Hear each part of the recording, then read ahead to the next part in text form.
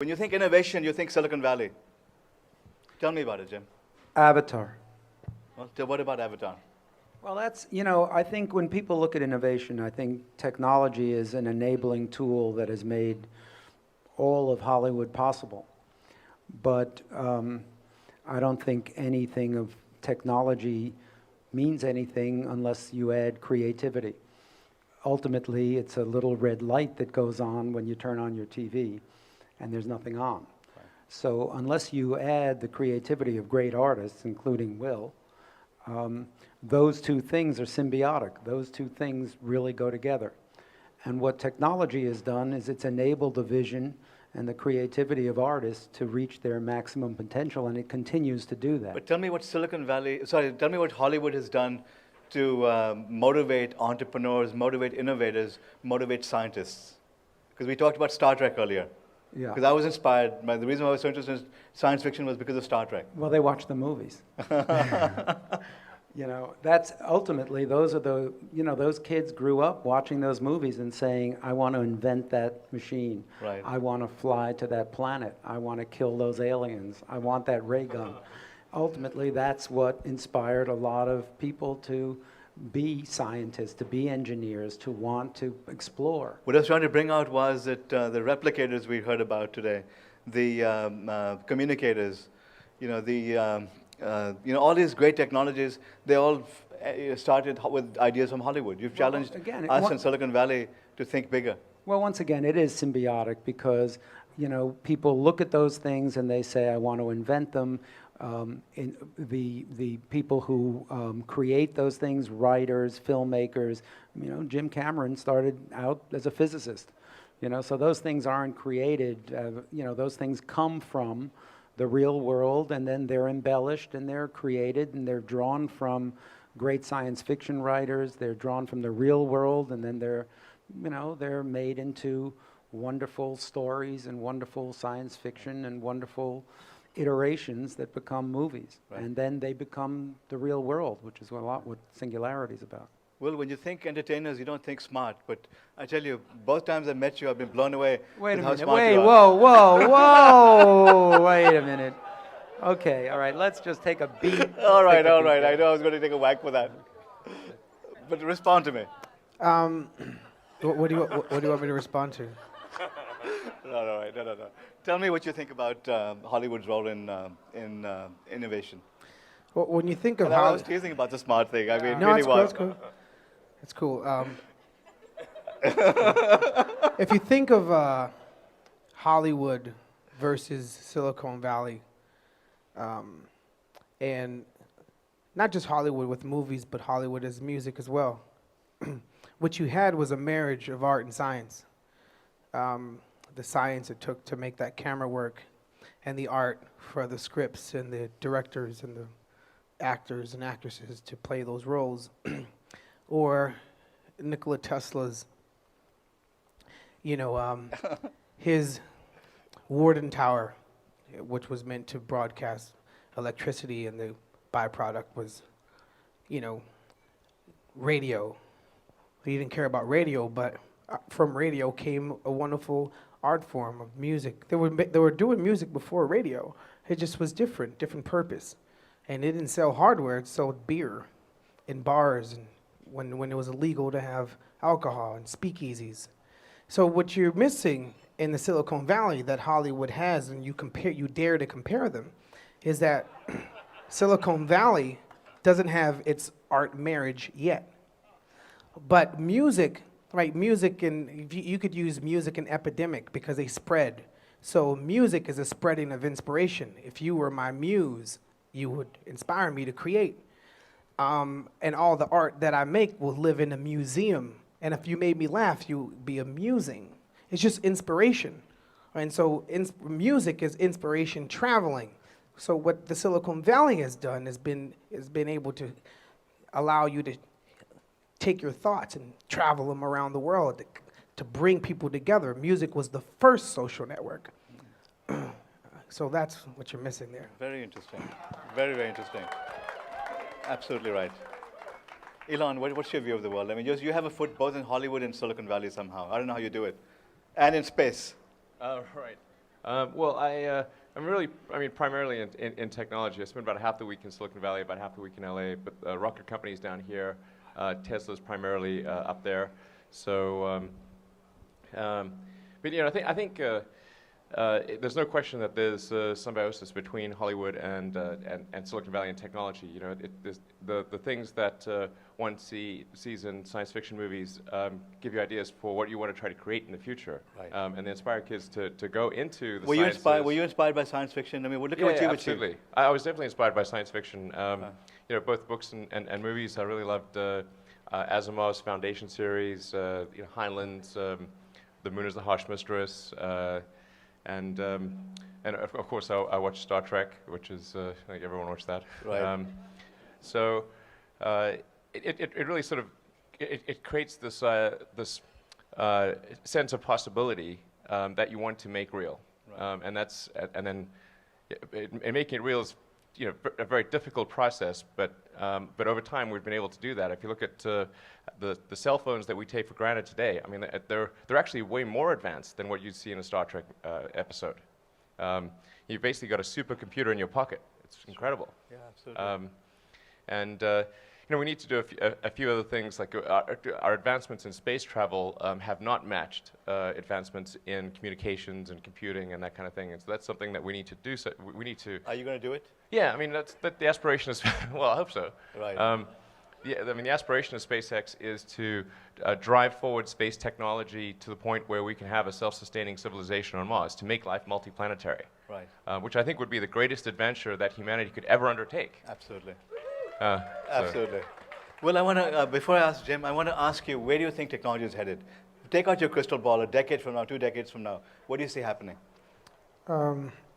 Music is going to be over completely. No, I'm joking. No, I'm not. So technology, we use the word, the concept of Star Trek. But no one ever thinks about the people that Star Trek left behind in the ghettos, because you never talk about those things. Like, what was the life like for the people that Star Trek left? They were off living this great space life. But the people in the ghetto, godly, they never even put a perspective on Homeboy's family with the little visor. His mom was in the ghetto somewhere. I'm just saying. So technology, we're at the we're just fresh out of 12 years old, and it's in its teens right now, and it could go either way, right? It can be the prize for humanity, the thing that we created, like, whoa, check this out, or it could be the doom. And as fast as technology is growing, it's $1 billion industry, and it's not slowing down because there's no Congress to stop it. There's no red state or blue state figuring out if we're going to make the chip even faster. They don't have to worry about that. We're going to make the chip faster. Right. It's just going, and it's going, and it's going. But the same isn't for my little 7-year-old niece. It's not going for her. She's going to grow up 20 years from now dumber than my phone. No, That's funny. It's a real concern. That's Absolutely funny. A real concern. But it's so scary. Yeah. Meanwhile, those who fly commercial go to the airport and we take off all our clothes in the name of Homeland Security, knowing that the TSA is not qualified for a real threat. But I must put my tax dollars in the concept of safety. But our youth are not safe at all because they're going to grow up in the world tomorrow and they can't compete with what you're building. It's real. Sorry. No, it's not sorry. It's just the reality that we all have to, who the developers, right? I'm excited about technology, but the reason why I'm here is so I could go back to the ghetto and tell these kids what's going on over here.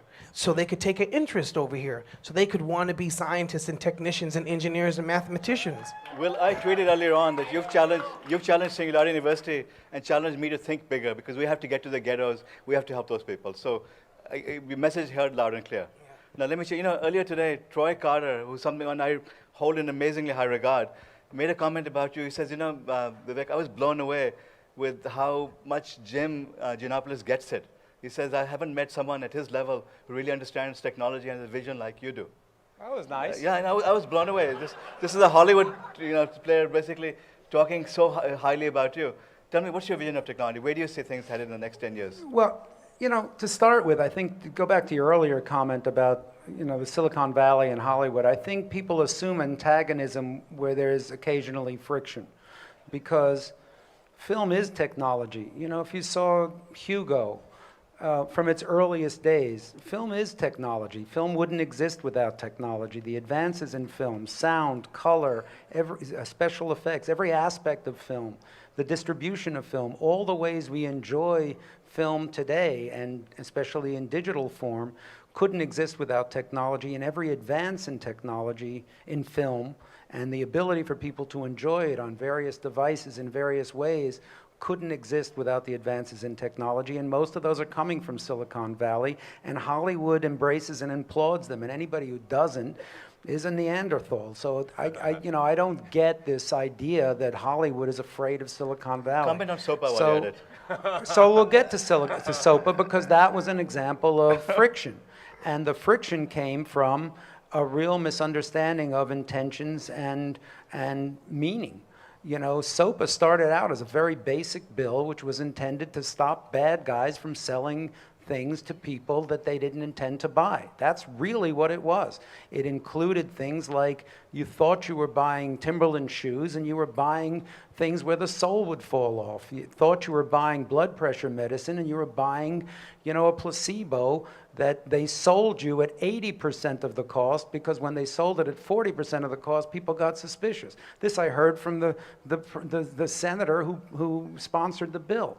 So, it wasn't just about Hollywood, it was about people being cheated on the internet. Right. And then what happened was people got a little nervous about, oh, wait, people are actually going to regulate the internet, and maybe the people regulating it will be dopey people who are not sure about what they're doing, and that's bad. So they lit up a lot of people who weren't sure about the meaning of the bill, and that caused a tsunami of concern that turned into a political protest that scared the heck out of a lot of people who were about to vote for it. That's a good perspective. That's what happened. Yeah. It's really simple, because it doesn't come out of the Senate Judiciary Committee unanimously because they are a bunch of evil people trying to kill everybody on the internet. Yeah. And the people who said, here's Hollywood, this is going to destroy the internet, as most of these people here will tell you, was created to withstand nuclear attack.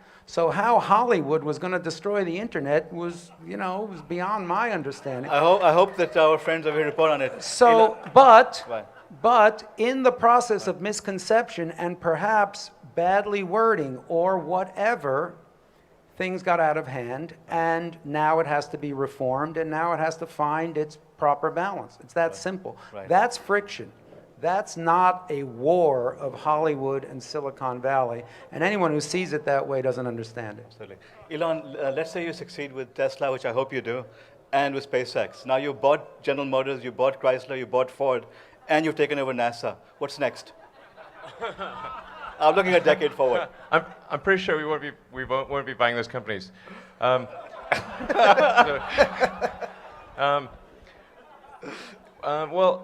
maybe I just say a little bit about technology and why I think it's cool. Why I got into it is because. I want to know what's next. I don't want to look back. I want to look okay. forward. I mean, yeah, but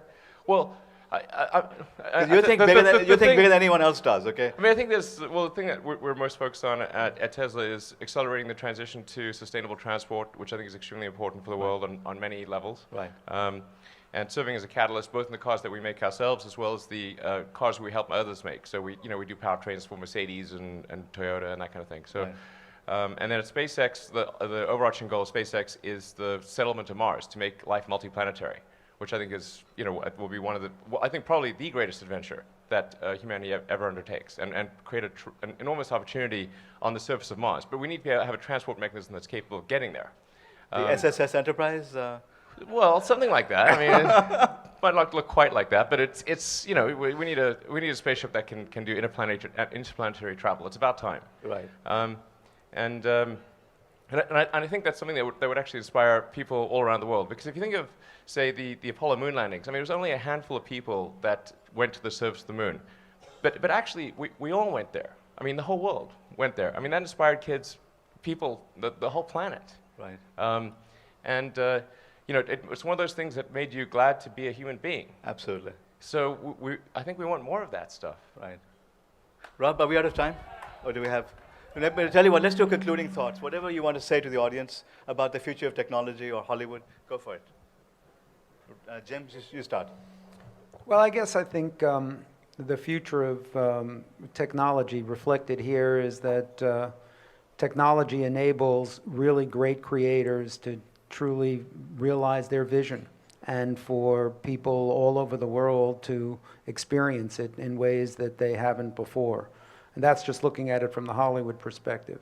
And the incidental, as I call it, friction that exists today, whether it's piracy, which is a real serious issue and has to be resolved, or the political issues that are attendant to it need to be resolved. But it really does provide a great horizon for not just Hollywood, but anyone holding a $10, $100, whatever camera to be able to capture and create. And I think that's a wonderful opportunity for people all over the world. Right. Will, you've inspired us. What more do you want to say?